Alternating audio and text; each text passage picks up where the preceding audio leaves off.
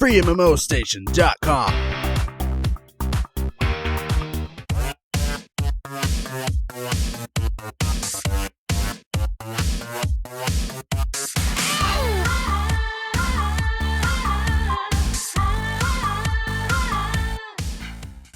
It's time to face the truth.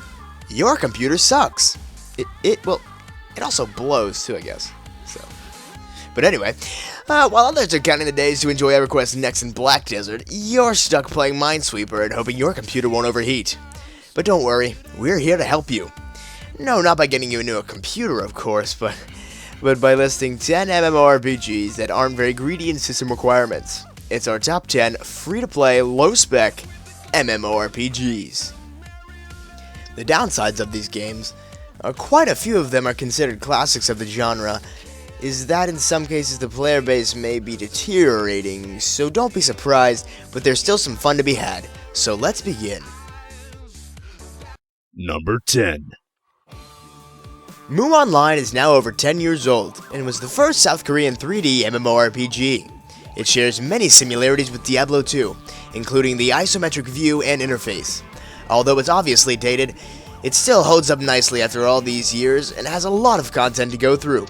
WebZen recently released Mu Rebirth, an official private server focused on PvP, so there's still plenty of life in Mu Online. The studio is working on Mu Online too, but it seems that the game is in development hell, so don't keep your hopes up. Number 9. Fiesta has gone through a lot in 2013, with publisher Outspark closing doors and the North American rights going to Gamigo. When it comes to anime MMOs, this was one of the most popular, along with Flyth and Grand Fantasia. The shell-shaded graphics didn't age too badly, and the game is quite fun at times. However, you'll hear the usual sort of things. It's pay to win, the community is horrible, and high-level gameplay isn't fun. As with most games, it's up to a personal opinion. Number 8. Grand Fantasia is a good game, albeit a generic one, so don't be surprised if it looks like many others. But it's still worth spending a few hours on if you're looking for a low-spec MMORPG. You'll have a sprite to help you along the way and tasks that you assign to it, such as gathering resources or crafting items. As for the rest, we can say that it's a relatively fun game with a lot to do, but do expect quite a bit of grinding after a few dozens of levels. Number 7. Flyth, or Fly for Fun, is a game that can be considered a part of the trinity that is completed with Fiesta and Grand Fantasia. The three games look strikingly similar and enjoyed quite a bit of success a few years ago. Nowadays, it's still a good choice if you're looking for some anime-style game with a bit of flying around when you reach level 20, but as always, be prepared for a lot of grind. Number 6. Maple Story is a 2D side-scrolling game that had a fantastic number of registered users until, pretty much like any popular MMORPG, things have taken a swift turn to the cash shop side. It's also a bit grindy and repetitive, but that's a flaw that can be attributed to most MMO games in one way or another. Younger users will appreciate the graphics and gameplay more than experienced players, and while this game should run on the most humble of computers, beware of crowded places where things can be a bit laggy. Consider yourself warned. Number 5. Realm of the Mad God is the only game on this list that doesn't smell like old people.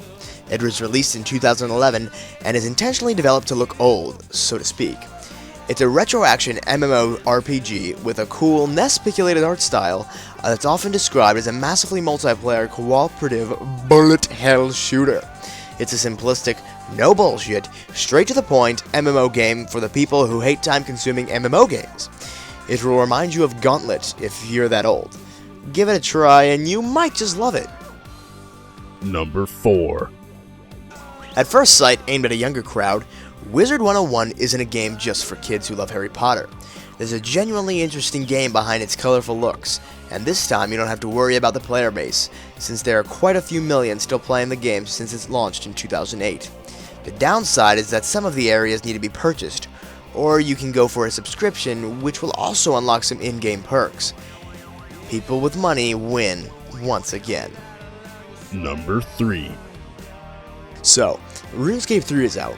Well, it's more like the third iteration of RuneScape, if you know what I mean. It's very likely that you've already played this game before, since it's in the Guinness World Records and everything. So there's not much to add about it, but for a low-spec computer, we would definitely recommend the old-school RuneScape version, which is a separate one based on the 2007 build, but the only catch is that it's only available to paying members. But you should know by now how RuneScape works and the area of limitations for free players. Number 2.